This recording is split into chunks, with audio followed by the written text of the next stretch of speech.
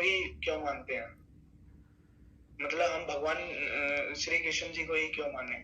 Okay, हम भगवान श्री जी श्री कृष्ण को ही क्यों माने? जी। और उसके लेकिन वो श्री कृष्ण जी तो उन्होंने तो जन्म लिया था ना, लेकिन अच्छा, भगवान तो जन्म नहीं लेते, ना मृत्यु होती है भगवान की। ओके, बहुत बढ़िया।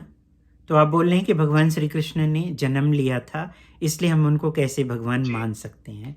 ये आर्य समाज जी के लोगों का क्वेश्चन है। वो ये क्वेश्चन करते हैं और उसके बाद फिर बोलते हैं कि कृष्ण राम ये सब भगवान नहीं है, ये लोग महापुरुष हैं।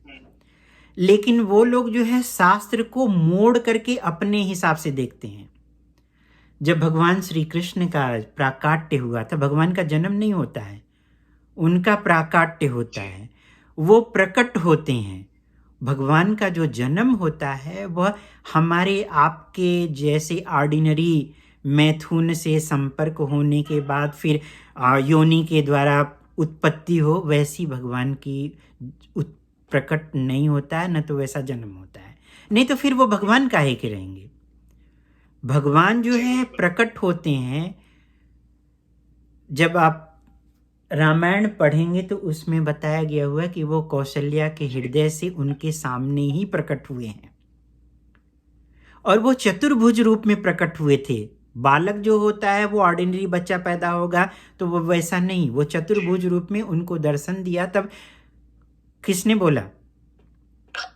कौशल्या माता ने कि हे पुत्र, आप ये छोट रूप त्याग करके बाल रूप में आइए ताकि मैं आपके बाल रूप की लीला का जो है आस्वादन कर सकूं।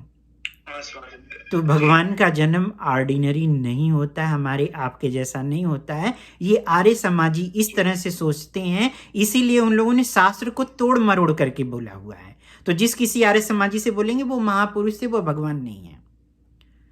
भगवान जी कृष्ण जो बिल्कुल। है जब प्रकट हुए थे जी तो वो वसुदेव जी के हृदय से होते हुए देवकी के हृदय से उनके सामने ही प्रकट हुए हम्म, हम्म, और फिर वो वहां पे भी वो चतुर्भुज रूप में प्रकट हुए।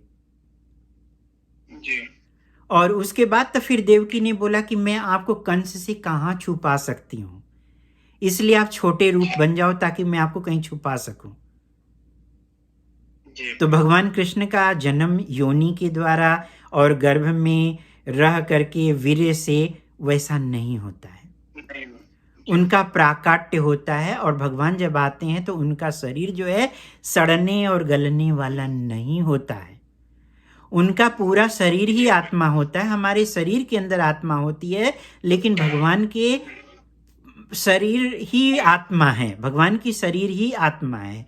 और इस बात को जो जान गया भगवत गीता के दूसरे अध्याय के 9th श्लोक में, चौथे अध्याय के 9th श्लोक में भगवान बता रहे हैं कि जो कोई भी मेरे जन्म कर्म च मे दिव्यम यो वेति तत्वतः त्यक्त्या देहम पुनर्जन्म नैति मामेति सो अर्जुन है।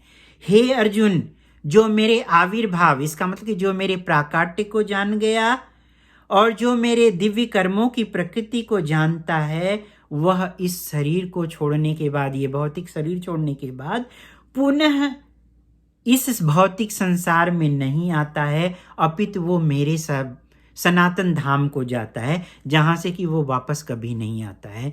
तो ऐसे भगवान की दिव्यता है। भगवान ऐसे हैं, वो नहीं कि हमारे आपके जैसे ऑर्डिनरी हैं। भगवान की कभी मृत्यु नहीं होती है और वो उनका बूढ़े नहीं होते हैं, वो हमेशा नवयौवन बने रहते हैं।